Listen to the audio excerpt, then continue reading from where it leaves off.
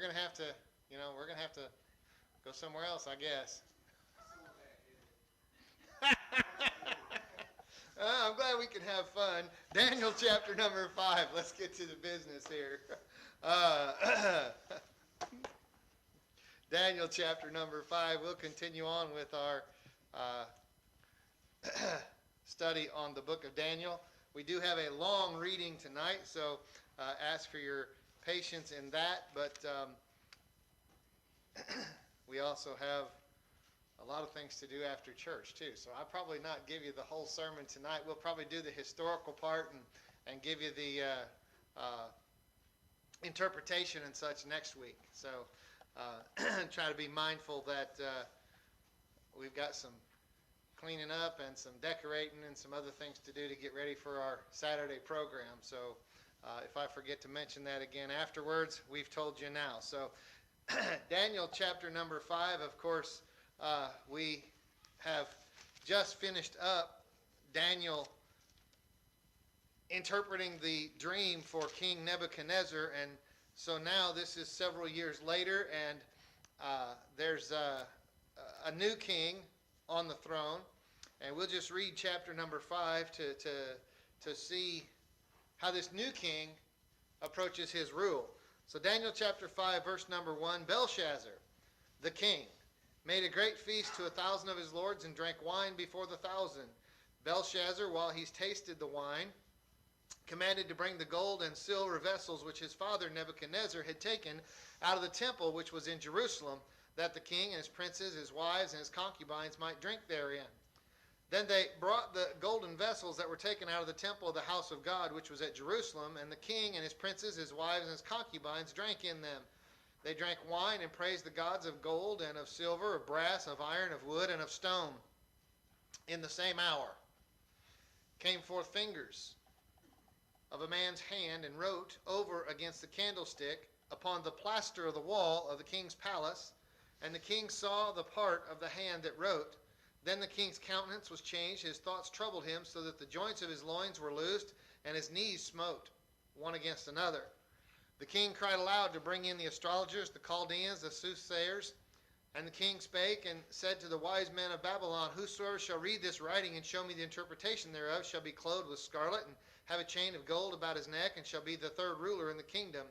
Then came in all the king's wise men, but they could not read the writing, nor make known to the king the interpretation thereof. Then was King Belshazzar greatly troubled, and his countenance was changed in him, and his lords were astonished. Now the queen, by reason of the words of the king and his lords, came into the banquet house. And the queen spake and said, O king, live forever. Let not thy thoughts trouble thee, nor let thy countenance be changed.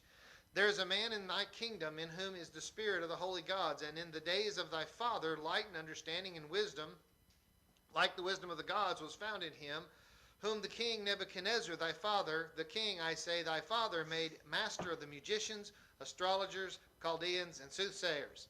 For as much as an excellent spirit, knowledge, understanding, interpreting of dreams, and showing of hard sentences, and dissolving of doubts were found in the same Daniel, whom the king named Belteshazzar, now let Daniel be called, and he will show the interpretation. Then was Daniel brought in before the king, and the king spake and said to Daniel, Art thou that Daniel, which art of the children of the captivity of Judah, whom the king my father brought out of Jewry? I have even heard of thee, that the spirit of the gods is in thee, and that light and understanding and excellent wisdom is found in thee. And now the wise men, the astrologers, have been brought in before me, that they should read this writing, and make known unto me the interpretation thereof, but they could not show the interpretation of the thing. And I have heard of thee, that thou canst make interpretations, dissolve doubts. Now if thou canst read the writing, and make known to me the interpretation thereof, thou shalt be clothed with scarlet, have a chain of gold about thy neck, and shall be the third ruler in the kingdom. Then Daniel answered and said before the king, Let thy gifts be to thyself, and give thy rewards to another. Yet I will read the writing unto the king, and make known to him the interpretation. O thou king, the most high God gave Nebuchadnezzar thy father a kingdom and majesty and glory and honor. And for the majesty that he gave him, all people, nations, and languages trembled and feared before him. Whom he would, he slew. Whom he would, he kept alive. And whom he would, he set up. And whom he would, he put down. But when his heart was lifted up, and his mind hardened in pride, he was deposed from his kingly throne, and they took his glory from him.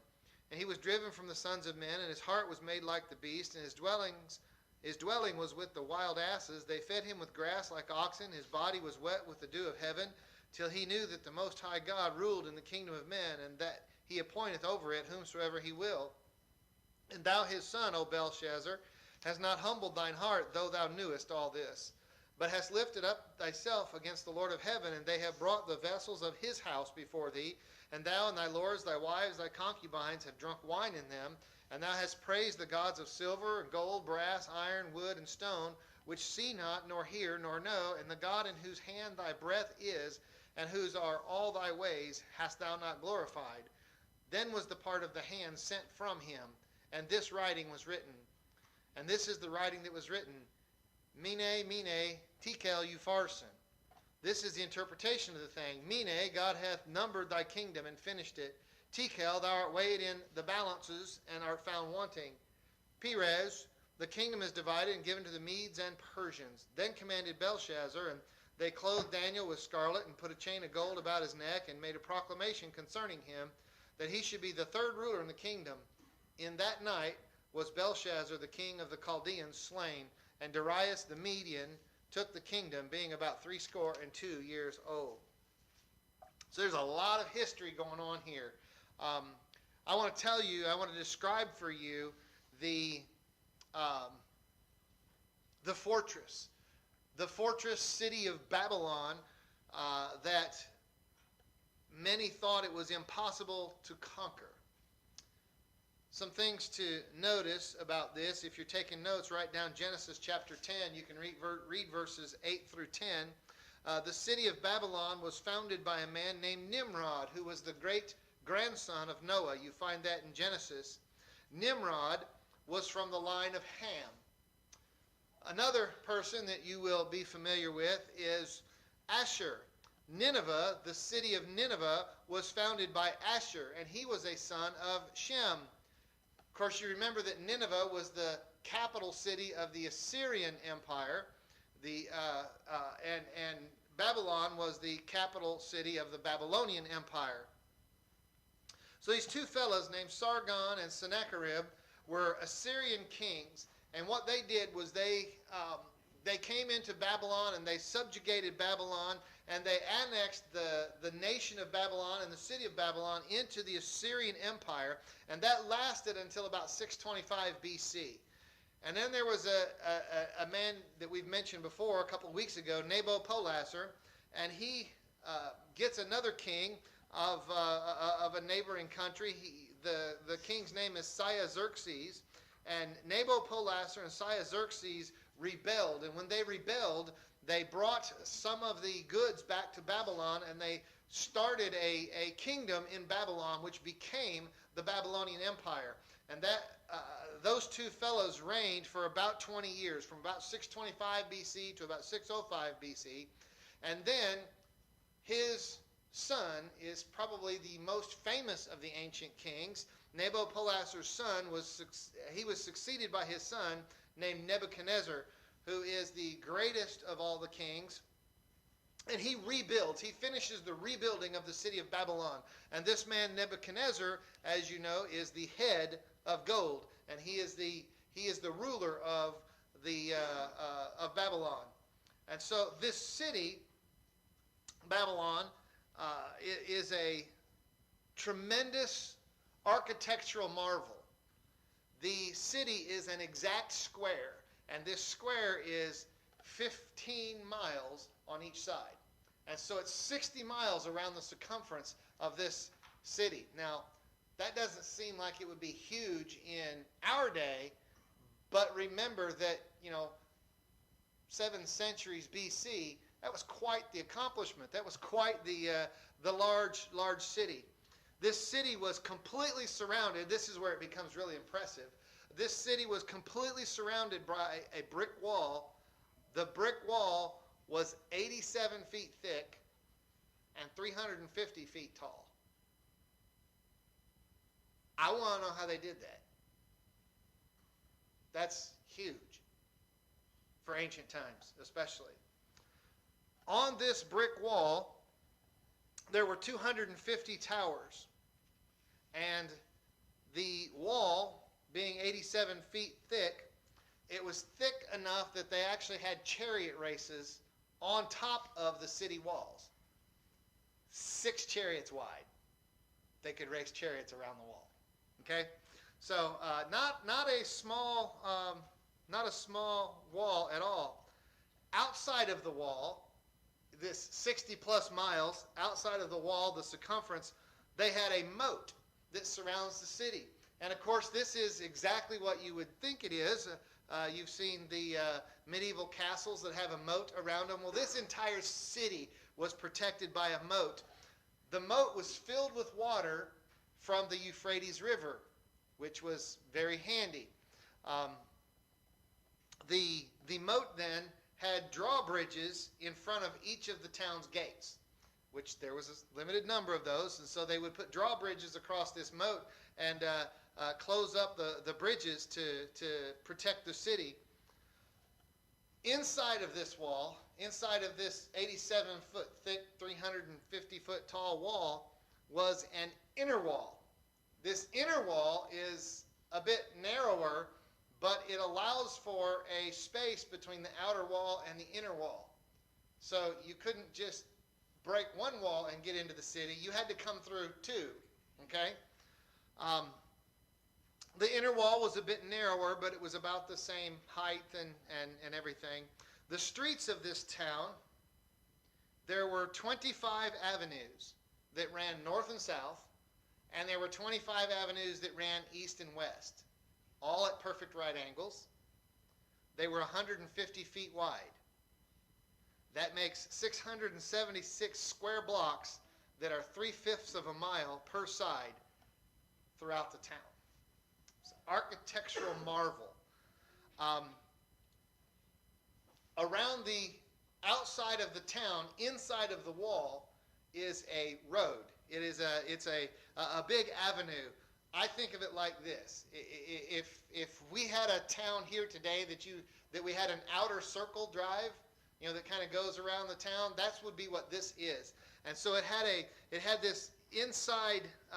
It had this big road inside the wall, but right up against the walls, and it emptied out into this, or each of these crossroads emptied out into this outer drive. At the end of all of those avenues was a burnished 2-leafed gate. In other words, it wasn't a single gate. It was a gate with 2 doors, 2 swinging doors, a 2-leafed gate built of brass that was pinned into the city walls. Okay? And so you're looking at these brass, huge, gigantic brass gates at the end of these drawbridges. The city was divided into equal parts, somewhat diagonally, corner to corner, by the Euphrates River. The Euphrates River actually ran right through the middle of town. The banks of the Euphrates River in town were formed and controlled by levees and waterworks. And so the levees would keep the water inside of the river. The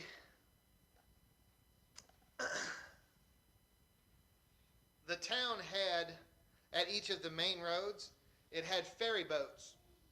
And so, since the town is split in two by the river, if you came to the end of the road here at the levee would have a road that went through it, and there were ferry boats that would take you across to the same road just on the other side of the river. And there's one exception to that. The main road right in the middle of town, there was a huge bridge. And so they didn't have ferries in the center of town. They built this very beautiful, magnificent bridge, and it crosses the entire river. At each end of this bridge is one of the king's palaces. There's a palace on both sides of that bridge. We know he had at least 3 in the town. The 2 palaces were connected by a subterranean passageway underground, an underground tunnel between the 2 palaces, between these huge buildings. Y'all caught up with me, right? It actually went deep enough that it went under the river.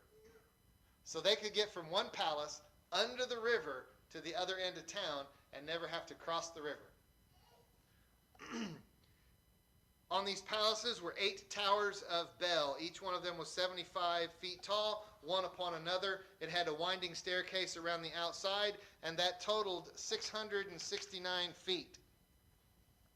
It's an impressive town, huh? You want to live there? No, you don't. You don't want to live there. I have mentioned to you the Hanging Gardens before, so here's a description of the Hanging Gardens. 400 feet square. They were raised in terraces, so one above another, to 350 feet above the ground level. Each of the staircases was 10 feet wide. The top of each terrace, so every individual terrace, was covered with large stone slabs where they would put a bed of rushes and then asphalt, and they would put waterways there, and the waterways would be made of brick, but they would cement them together. I want to know how they had this kind of technology, 7 centuries BC. At the ends, after they cemented all these bricks together to make the waterways, the water passages, which is how they watered these hanging gardens, they would seal them with lead to prevent leakage.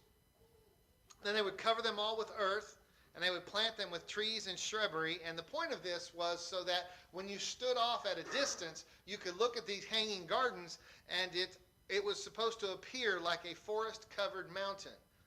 That's important because this fellow that we mentioned named Xerxes, well, Xerxes and Nabopolassar, which is Nebuchadnezzar's father, are the ones that went and defeated the Assyrians and brought their honor back and then rebuilt this city of Babylon.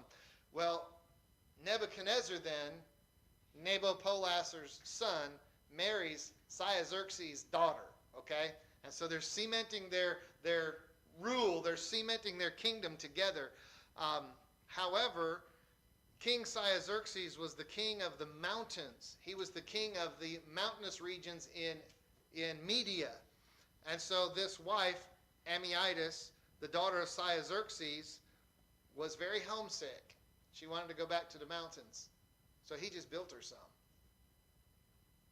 Wow. I mean, I got all kinds of questions to ask there, don't you?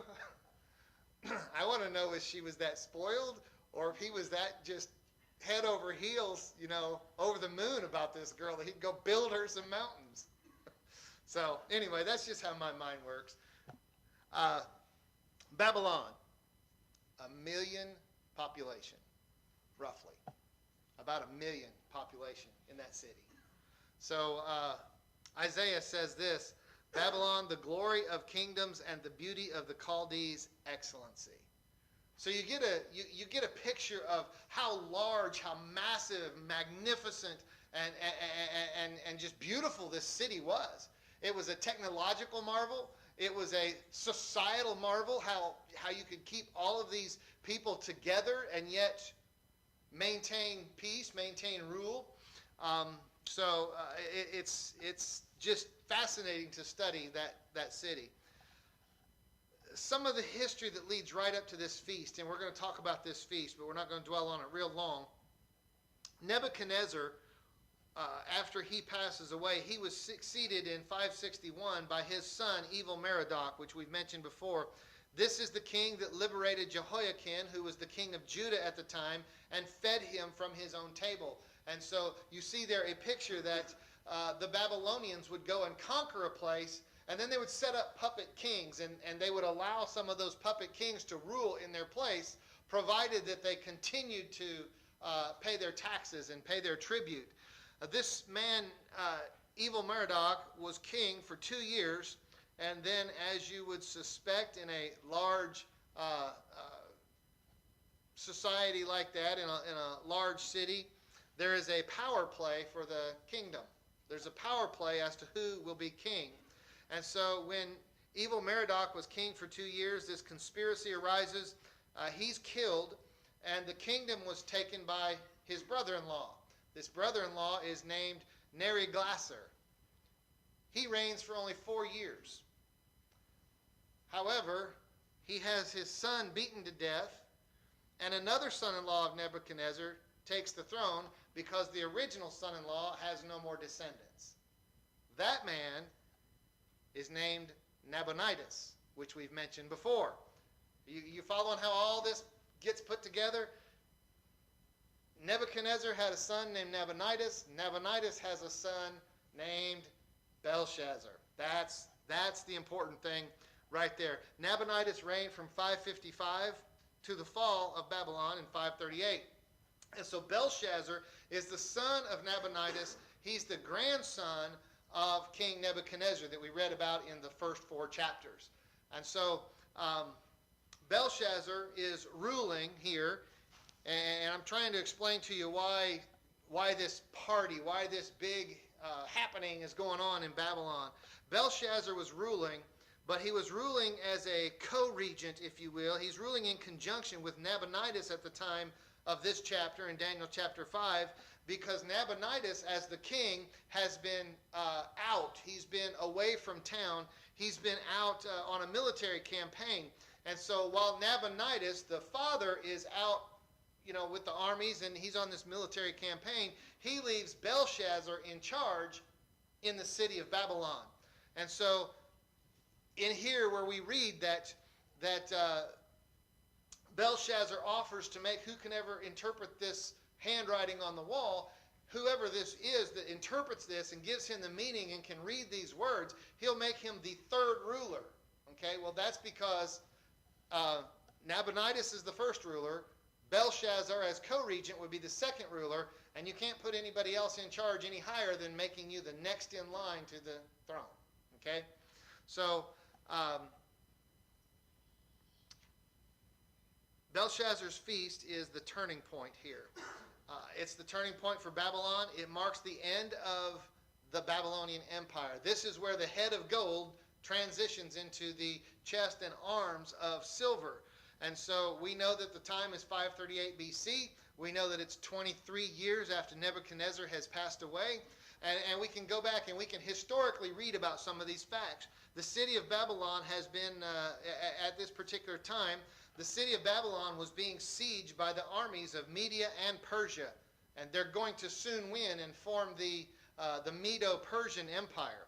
Belshazzar felt like he was really secure. Why did he feel like he was secure? Well, inside this big, magnificent, huge town, he's got the walls, he's got the moat, he's got the drawbridges, he's got the army, provisioned well and standing guard and standing ready inside of the city. And so he feels like he's untouchable. Remember that they've got the brass gates that close off all of the city roads. The city had, being as large as it was, the city had many years of provisions. It's said that the city of Babylon could last 20 years without ever opening the gates. It had enough provision within the city to last 20 years for all of its residents. What's more, inside that 15 square mile area, or 15 miles square, there was quite a bit of tillable ground. And so while they're using up that 20-year supply, they can be growing more. They can be making more provisions to stay in there. And so Belshazzar here is very confident in the soldiers' ability to protect this well-fortified, this well-protected, this very highly provisioned city. However, he has contempt for the Lord. And that's what this party, that's what this revelry really shows.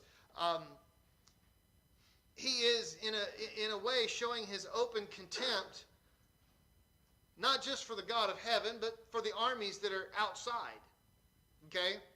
He knows he knows that this army has been split in two. Some are at the north gate, some are at the south gate, and so he just doesn't care. He conducts this huge feast in spite of the town being under siege from two armies. And what does he do? He invites all of the city leaders. He invites all of his military leaders. And so this party, if you look in verse number 4, they drank wine, they praised the gods of gold and silver, of brass, of iron, of wood, and of stone. This party is not just revelry, but it's pride. It's materialism. I mean, basically, you have the king that is sitting inside of a well-protected city, and instead of, walking around the walls and making sure that everything is secure and encouraging the troops and making provisions for the hardships that are to come, he just said, I'm not worried about it. So we don't care. They can never get inside these 350 foot tall and 87 feet thick walls. They're not going to cross the moat. And so he's just got this open arrogance. I'll just make this point here. You read these first 5 or 6 verses, and you find that they're drinking wine from the vessels of Jerusalem. They're drinking wine from the vessels that Nebuchadnezzar had taken out of the temple of Jerusalem. In other words, they're taking bowls and cups and all of these instruments for worship in the temple that have been sanctified to God in His service, and they have now brought them to Babylon. Nebuchadnezzar did that.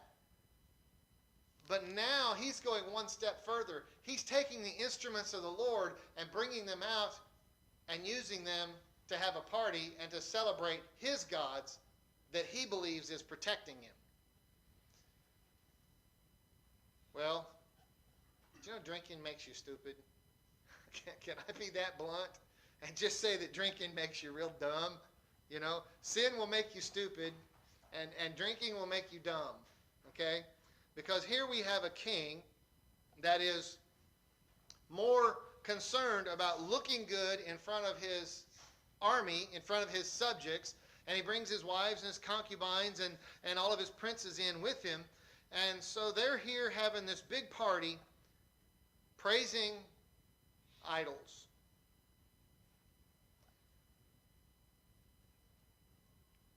It was during this time that Belshazzar wanted to do something sensational. He wanted to do something unique. And that's the reason he ordered the vessels of the temple to be brought that Nebuchadnezzar had stolen some 60, 70 years earlier.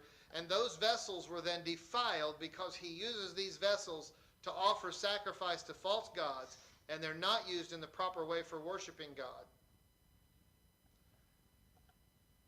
That's what caused this judgment. That's what causes the writing of the man's hand on the wall. And so Daniel here calls him out. I mean, we'll jump to the end here for a minute. We're going to come back and study this again. But Daniel basically says in verse 23, "You have lifted up yourself against the Lord of heaven, and they brought the vessels of his house before thee, and thy lords, thy wives, concubines have drunk wine in them." So there's 3 things that he's done, right?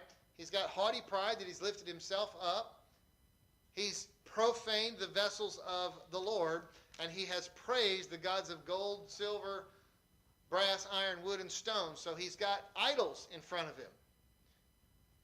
Daniel says, "Which see not, nor hear, nor know, and the God in whose hand thy breath is, and whose are all thy ways, hast thou not glorified." Notice that he lists his failure to glorify God as the same sin and the same degree of sin as being raised up in pride, blaspheming the vessels of the temple, and praising the gods of silver. Failure to follow God is as offensive as these sins, which we often think are big sins. And so, I'm going to lay a little more groundwork here. We see here then that Belshazzar next, in the same hour, came forth fingers of a man's hand. Notice that sometimes judgment is swift. I notice here a difference.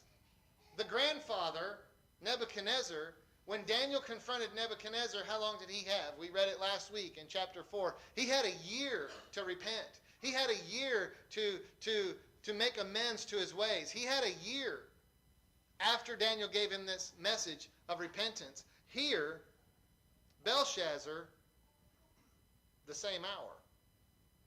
He's not given a message of repentance. He's given a message of judgment, isn't he? Basically, the hand has already written on the wall, and whenever you hear that phrase, by the way, you see the writing on the wall, it comes from this chapter. We've adopted a lot of phrases in our own language from the Bible, but there's one you've heard of, the writing on the wall. It comes from Daniel chapter 5. And so, the message that Daniel delivers to Belshazzar is not a message of forgiveness. It's not a message of repentance. He basically tells Belshazzar, let thy gifts be thyself, thy rewards to another, but I'll tell you the writing, and I will make known to you the interpretation. And he says then all of the blessings that Nebuchadnezzar had, which this man failed to follow. And he never gives him an opportunity to repent. He never gives him an opportunity to return. He just says, this night. You know, this is time for judgment.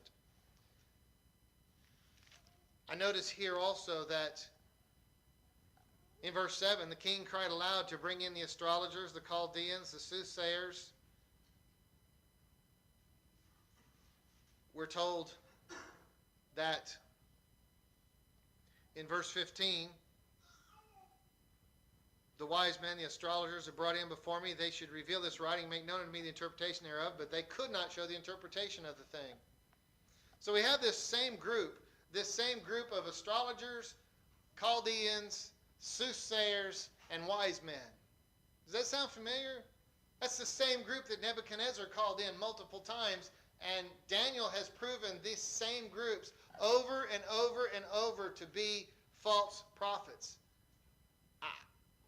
Why are they still here? Why are they still in this position? I don't get it. You know, a king with this much power and this much of a magnificent city, you think he'd know how to, knock somebody down a few ranks, right? But he's still trusting in these false prophets. The wise men here are a failure to interpret any dreams. We see the king is greatly troubled. The queen comes in and she reminds him of this man, this obscure prophet from a place called Jerusalem that has been able to interpret dreams for his grandfather.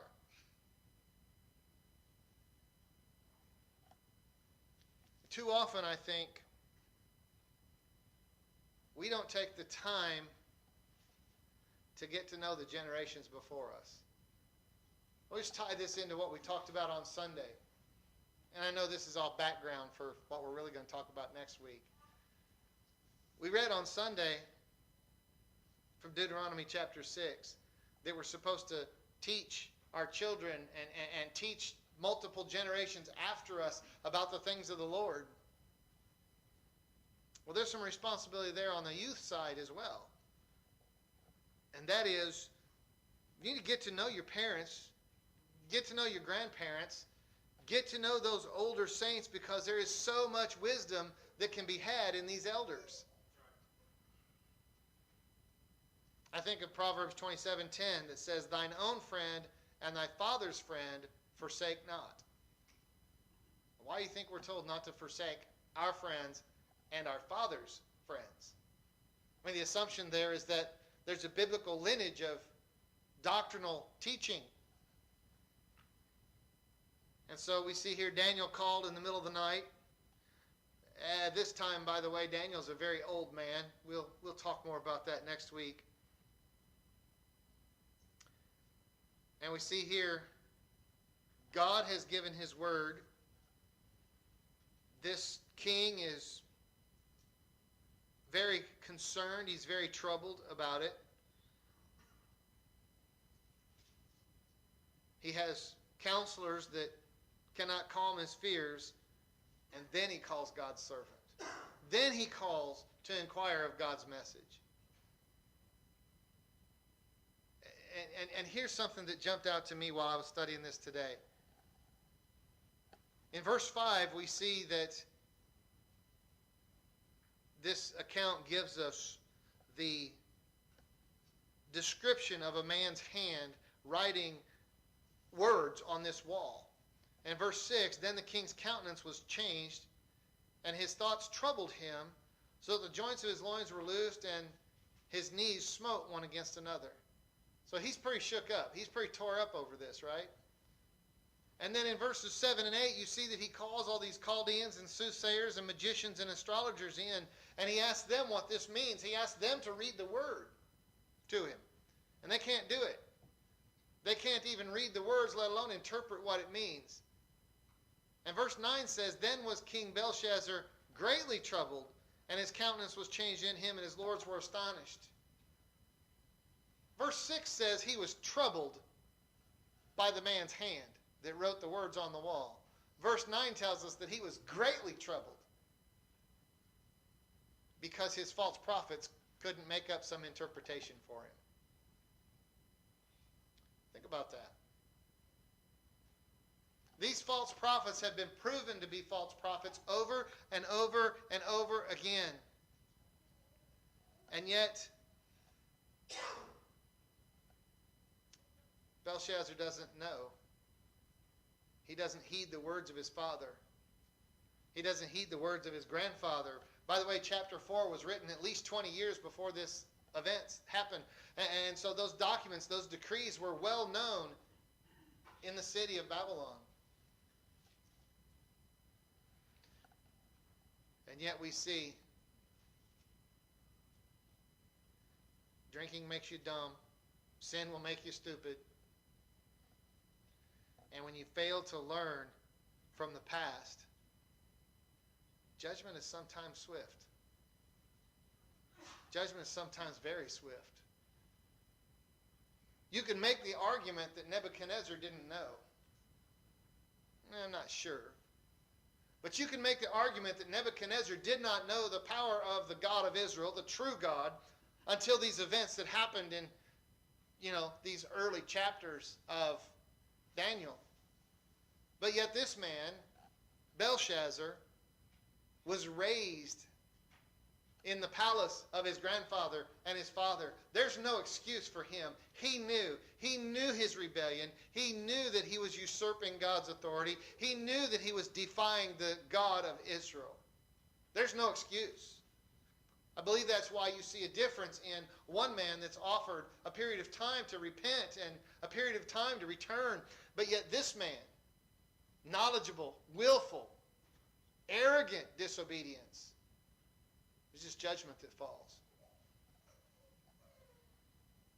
And so, for the sake of time, this is more historical background as to what's going on in this chapter. Read this chapter this week.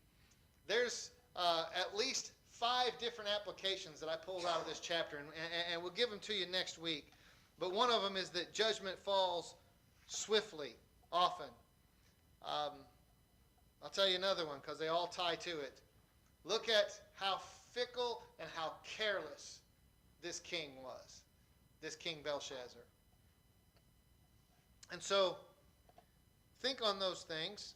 Read this week. And next week we'll talk in depth about the vision and the response and the applications that we can draw from this.